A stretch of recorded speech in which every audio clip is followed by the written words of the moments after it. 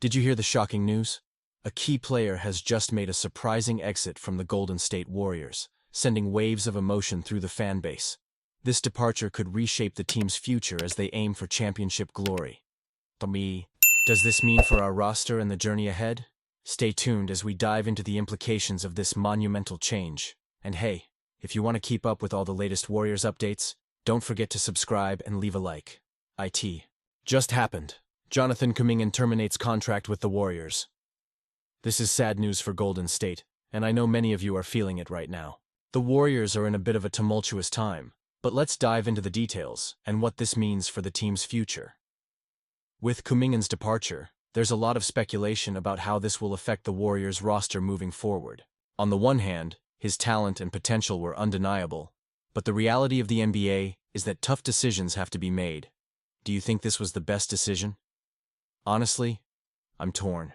Kuminga showed flashes of brilliance, and letting him go could haunt us down the road if he reaches his full potential elsewhere.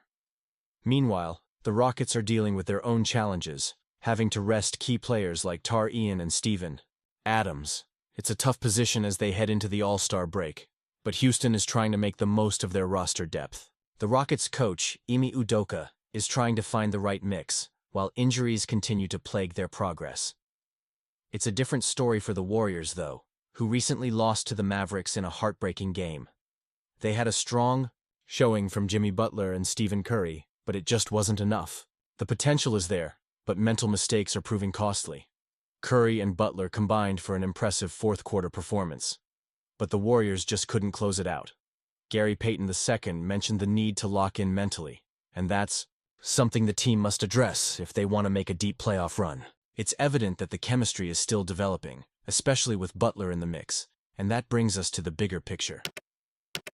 Joe Lacob's commitment to the organization is commendable, especially with such significant financial investments in Curry, Draymond Green, and now Butler. He's made it clear he loves Kuminga and sees a future for him within the team. But will this decision backfire? If the Warriors underperform, can Lacob justify the financial risk? These are the questions that linger in the air. As fans, we want to see the Warriors shine, but there are plenty of hurdles ahead.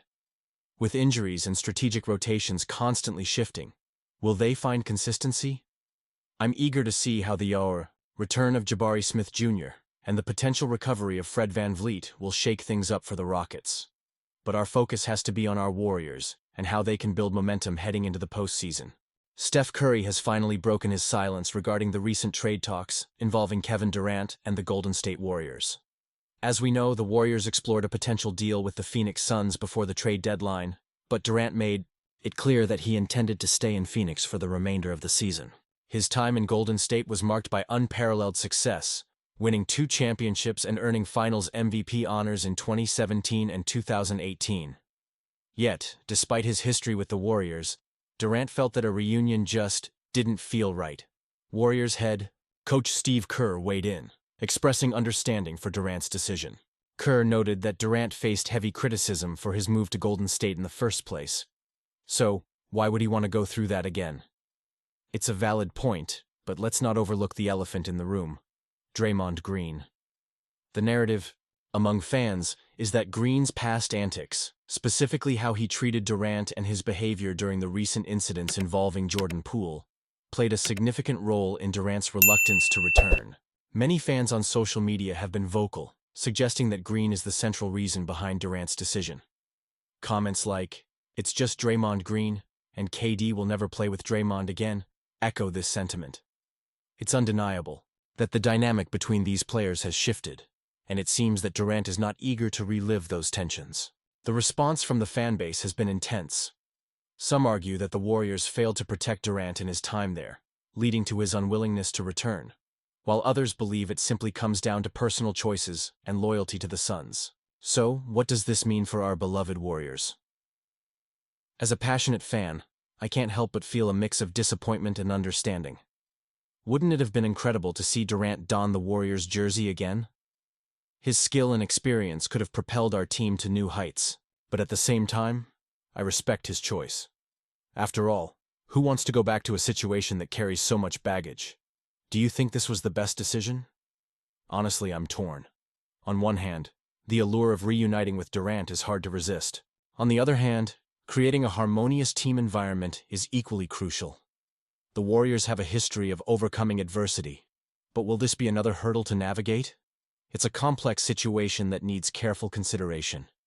And you, what do you think? I want to hear your opinions down below. How do you feel about Durant's decision to stay in Phoenix? Do you think Draymond's past actions had an impact? Let's get that conversation going. If you're as passionate about the Golden State Warriors as I am, don't forget to like, share, and subscribe to the channel to stay updated on all the latest news. And remember to activate the notification bell to get all the latest updates. Let's keep this Warriors community thriving.